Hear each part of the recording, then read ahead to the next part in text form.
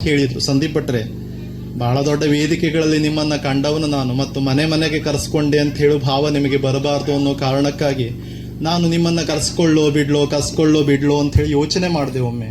ಮತ್ತು ನೀವು ಇಲ್ಲಿಗೆ ಬರ್ತೀರೋ ಇಲ್ಲ ಅಂತ ಹೇಳಿ. ಇಲ್ಲ, ನನಗೆ ಆ ಥರದ ಭಾವಗಳಿಲ್ಲ. ಒಂದು ಮಾತು ಹೇಳಲ್ಲ ನಾನು ಇಲ್ಲಿನ ಜನರ ತಲೆಗಳನ್ನು ಎಣಿಸೋದಿಲ್ಲ, ಎಷ್ಟು ಜನ ಇದ್ದಾರೆ, ಎಷ್ಟು ಜನ ನನ್ನ ಮಾತುಗಳನ್ನು ಕೇಳ್ತಾರೆ ಅಂತೇಳಿ. ಶ್ರೀಕೃಷ್ಣ ಅರ್ಜುನನಿಗೆ ಭಗವದ್ಗೀತೆಯನ್ನು ಉಪದೇಶ ಮಾಡಿದ. ಶ್ರೀಕೃಷ್ಣ ಅರ್ಜುನನಿಗೆ ಭಗವದ್ಗೀತೆಯನ್ನು ಉಪದೇಶ ಮಾಡಿದ. ಎಲ್ಲಿ ಮಾಡಿದ? ಯಾವುದು ಸಭೆಗಳಲ್ಲಿ ಪೆಂಡಾಲ್ ಹಾಕಿ ಮೈಕ್ ಹಾಕಿ ಕೊಡ್ಲಿಲ್ಲ ಶ್ರೀಕೃಷ್ಣನಿಗೆ. ರಣರಂಗದಲ್ಲಿ ಮಾಡಿದ. ಯಾರಿಗೆ ಮಾಡಿದ? ಅರ್ಜುನ ಒಬ್ಬನಿಗೆ ಮಾಡಿದ. ಇಡೀ ಭಗವದ್ಗೀತೆಯನ್ನ ಅರ್ಜುನ ಒಬ್ಬನಿಗೆ ಆತ ಬೋಧನೆ ಮಾಡಿದ. ಒಂದ್ ವೇಳೆ ಅರ್ಜುನನ ಜಾಗದಲ್ಲಿ ನಾ ಆಗದಿದ್ರೆ 10 ಶ್ಲೋಕ ಹೇಳಿದ ತಕ್ಷಣ ಎದ್ದು ನಡ್ಬಿಡ್ತಿದ್ದೆ ನಾನು, ಮತ್ತೆ ನಿಲ್ತಿರ್ಲಿಲ್ಲ. ಆದ್ರೆ ಅರ್ಜುನ ಅದಷ್ಟು ಶ್ಲೋಕಗಳನ್ನ 700 ಶ್ಲೋಕಗಳನ್ನ ಅದರ ಭಾವಾರ್ಥವನ್ನ ಸಹನೆಯಿಂದ ಕೇಳಿದ. ಕೃಷ್ಣ ಅರ್ಜುನನಿಗೆ ಭಗವದ್ಗೀತೆಯನ್ನ ಬೋಧನೆ ಮಾಡುವಾಗ ಯಾರೂ ಪೆಂಡಲ್ ಹಾಕಲಿಲ್ಲ, ಮೈಕ್ ಕೊಡ್ಲಿಲ್ಲ, ಅಥವಾ 100 ಜನರನ್ನ ಸೇರಿಸಲಿಲ್ಲ. ಅರ್ಜುನನೊಬ್ಬನಿಗೇ ಆ ಭಗವದ್ಗೀತೆಯನ್ನ ಬೋಧನೆ ಮಾಡಿದ, ಅರ್ಜುನ ಕೇಳಿದ.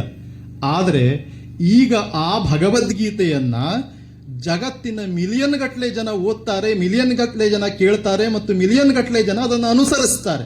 ಹೀಗಾಗಿ ಎಷ್ಟು ಜನ ನನ್ನ ಭಾಷಣ ಕೇಳಲಿಕ್ಕೆ ಬಂದಿದ್ದಾರೆ ಅಥವಾ ಎಷ್ಟು ಜನ ಕೇಳಿ ಅದನ್ನು ಅನುಸರಿಸ್ತಾರೆ ಅನ್ನುವಂತಹ ಭಾವಗಳೆಲ್ಲ ನನಗಿಲ್ಲ.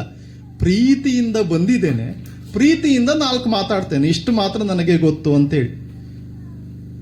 ಎಷ್ಟೇ ಕ್ಷೇತ್ರಗಳಿಗೆ ತಿರುಗಿ ನೋಡಿ, ಯಾವ್ಯಾವುದೋ ಕಾಶಿಗೆ ಹೋಗಿ, ರಾಮೇಶ್ವರಕ್ಕೆ ಹೋಗಿ, ಅಯೋಧ್ಯೆಗೆ ಹೋಗಿ, ಹರಿಹರ, ದ್ವಾಪರ, ಈ ಎಲ್ಲ ಕ್ಷೇತ್ರಗಳನ್ನ, ದ್ವಾರಕೆಯನ್ನು ನೋಡಿ, ಎಲ್ಲಿಗೆ ಹೋಗಿ ಏನಾದರೂ ತೊಂದರೆ ಬಂದ್ರೆ ಭಟ್ರು ಮೊದಲು ಹೇಳೋದು, ನಿಮ್ಮ ಮೂಲ ಎಲ್ಲ ಅದೆಯೋ ಅಲ್ಲಿ ಹೋಗಿ ಮೂಲಕ್ಕೊಂದು ಪೂಜೆ ಕೊಡಿ. ಹರಿಹರಕ್ಕೋ, ಹರಿದ್ವಾರಕ್ಕೋ, ಕಾಶಿಗೋ, ಅಯೋಧ್ಯೆಗೋ ತಿರುಗೋದಕ್ಕಿಂತ ಮೂಲ ಎಲ್ಲ ಅದೆಯೋ ಅಲ್ಲೊಂದು ಪೂಜೆ ಕೊಡಿ. ನೀವು ಆ ಪೂಜೆ ಕೊಟ್ಟರೆ ನಿಮ್ಮ ಮನೆ, ಕುಟುಂಬ ಎಲ್ಲವೂ ಚೆನ್ನಾಗಿರ್ತದೆ ಅಂತಾನೇ ಹೇಳ್ತಾರೆ.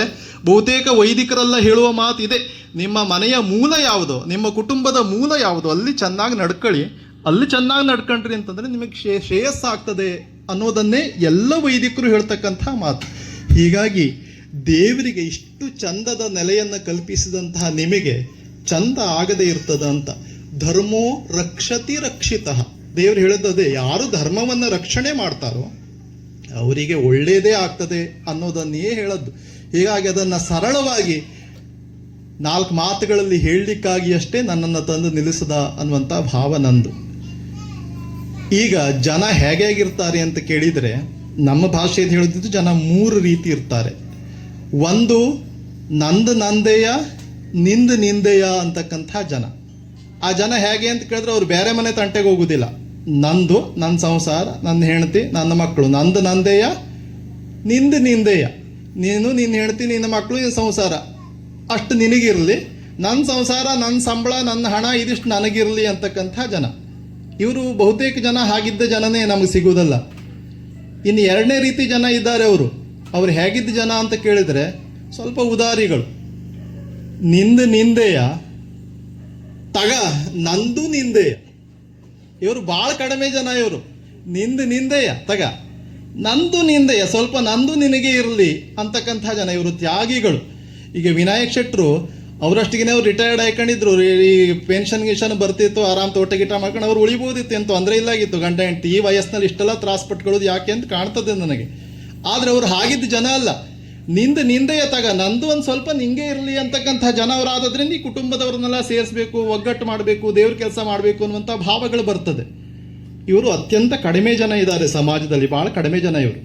3ನೇ ರೀತಿ ಜನ ಇದ್ದಾರೆ, ಅವರು ಭಾಳ ಡೇಂಜರಸ್. ಅವರು ನಂದೆಯ, ನಂದೆಯ ಹೇಳುವವರು. ನಂದೆಯ, ನಂದೆಯ ತಗ ಅಂತ ಹೇಳುವವರು ಇದ್ದಾರೆ. ಅವರು 3ನೇ ರೀತಿಯ ಜನ. ಇವರು ವೆರಿ ಡೇಂಜರಸ್ ಇರ್ತಾರೆ. ಇವರು ಅಂದ್ರೆ ಅವ್ರವ್ರದ್ದೆಲ್ಲ ಅವ್ರವ್ರಿಗೆ ಬೇಕು, ಮತ್ತೆ ಯಾರು ಕೊಟ್ಟರು ಅದು ಬೇಕು ಅಂತಕ್ಕಂಥ ಜನ. ಈ ರೀತಿಯ ಜನ ಅವರು 3ನೇ ರೀತಿಯ ಜನ ಅವರು. ಹೀಗಾಗಿ ಈ 3 ರೀತಿಯ ಜನರಲ್ಲಿ ನಾವು ಯಾವ ರೀತಿಯ ಜನ ಆಗಬೇಕು ಅನ್ನೋದನ್ನ ಯೋಚನೆ ಮಾಡಬೇಕಾದ ನಾವೇ. ಏನು ಅಂತ ಕೇಳಿದ್ರೆ, ನಿಂದೆಯ ತಗ, ಸ್ವಲ್ಪ ನನ್ನ ಭಾಗನೂ ನೀನೇ ಇಟ್ಟಗ ಅಂತಕ್ಕಂಥ ಜನ ನಾವಾದ್ರೂ ಮಾತ್ರ ಸಮಾಜದಲ್ಲಿ ಉತ್ತಮ ಸ್ಥಾನವನ್ನ, ಉತ್ತಮ ಗಳಿಕೆಯನ್ನ, ಉತ್ತಮ ಹೆಸರನ್ನ ಪಡ್ಕೊಳ್ಳಿಕ್ಕೆ ಕಾರಣ ಆಗ್ತದೆ ಅನ್ನೋದನ್ನ ಅನೇಕ ಹಿರಿಯರು ನಮಗೆ ದಾರಿ ತೋರಿಸ್ಕೊಟ್ಟಿದ್ದಾರೆ. ಇನ್ನೊಂದು ರೀತಿ ಯೋಚನೆ ಮಾಡೋದಾದ್ರೆ 4 ರೀತಿಯ ಜನ ಇದ್ದಾರೆ. ಯಾವ ರೀತಿಯ ಜನ ಅಂತ ಕೇಳಿದರೆ, ಒಬ್ಬಾತ ನಿನಗೂ ಉಣ್ಣಕ್ಕೆ ಬಿಡೋದಿಲ್ಲ, ತಾನು ಉಣ್ಣೋದಿಲ್ಲ. ಈ ರೀತಿಯ ಜನ. ಬೇರೆ ಜನರಿಗೂ ಉಣ್ಣಕ್ಕೆ ಬಿಡೋದಿಲ್ಲ, ಅವ ತಾನು ಉಣ್ಣೋದಿಲ್ಲ. ಇಂಥ ಜನ ಅವ್ರು ಬೇರೆ ಜನರಿಗೂ ತ್ರಾಸ ಕೊಟ್ಟೇ ಬದುಕ್ತಾರೆ, ತಾನು ತ್ರಾಸನ್ನೇ ಅನುಭವಿಸ್ತಾರೆ ಜೀವನ ಇಡೀ.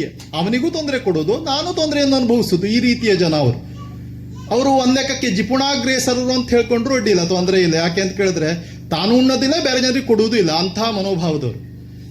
2ನೇ ರೀತಿ ಜನ ಇದ್ದಾರೆ. ಅವರು ತಾನು ಉಣ್ತಾರೆ, ಬೇರೆ ಜನರಿಗೆ ಉಣುವುದಿಲ್ಲ. ತಾನಿಗೆ ಎಷ್ಟು ಬೇಕೋ ಅಷ್ಟನ್ನು ಸಗಡದ್ದಾಗಿ ಹೊಡಿತಾರೆ ಅವರು. ಮತ್ತೆ ಯಾರು ಕರೆದಲ್ಲಿ ಎಲ್ಲ ಬದಿಗೂ ಹೋಗ್ತಾರೆ ಅವರು, ಯಾರ ಮನೆಗೂ ಕರೆದ್ರು ಹೋಗ್ತಾರೆ. ಹಂಗಾರೆ ತಮ್ಮ ಮನೆ ಕರೆಯುವುದಿಲ್ಲ ಅವರು ಯಾರನ್ನು. ಬೇರೆ ಜನ ಕರೆದಲ್ಲೆಲ್ಲ ಹೋಗ್ತಾರೆ, ಯಾರ ಮನೆಗೂ ಬೇಜಾರು ಮಾಡೋದಿಲ್ಲ. ನಾ ಬಂದಿದ್ದೆ, ನೀ ಕರ್ದಿಕ್ಕೆ ಹೋಗಿದ್ಯಲ್ಲ, ಕರ್ದಿಕ್ಕೆ ಹೋಗೋದಲ್ಲ, ನಾ ಬಿಡುದಿಲ್ವೇ, ನಾ ಬರ್ತನೆ ಅಂತಾನೆ ಹೋಗ್ತಾರೆ ಅವ್ರು, ಎಲ್ಲಿ ಹೋಗೋದಿದ್ರು ಕೂಡ. ತಾನು ಉಣ್ತಾರೆ, ಆದ್ರೆ ಬೇರೆ ಜನರಿಗೆ ಕೊಡುವಂತಹ ಭಾವ ಇರುವುದಿಲ್ಲ ಅವರಿಗೆ. ಇವರನ್ನ ನಮ್ಮ ಭಾಷೆಯಲ್ಲಿ ಹೇಳೋದಿದ್ರೆ ಅವ್ನು ಕಂಜೂಸು ಅಂತ ಕರಿಬಹುದು ಅವ್ರನ್ನ ಅಷ್ಟೇ. ಅವರು ಜಿಪುಣಾಗ್ರೇಸರ್, ಅವರು ತಾನು ಉಣ್ಣುದಿಲ್ಲ, ಬೇರೆ ಜನರಿಗೂ ಕೊಡುವುದಿಲ್ಲ ಅಂತ ಹೇಳ್ಬೋದು. ಇವ್ರು 2ನೇ ರೀತಿ ಜನ, ತಾನು ಉಣ್ತಾರೆ, ಬೇರೆ ಜನರಿಗೆ ಕೊಡುವುದಿಲ್ಲ ಅವರು. ಇನ್ನು 3ನೇ ರೀತಿಯ ಜನ ಇದ್ದಾರೆ. ತಾನು ಉಣ್ತಾರೆ, ಬೇರೆ ಜನರಿಗೂ ಕೊಡ್ತಾರೆ ಅವರು.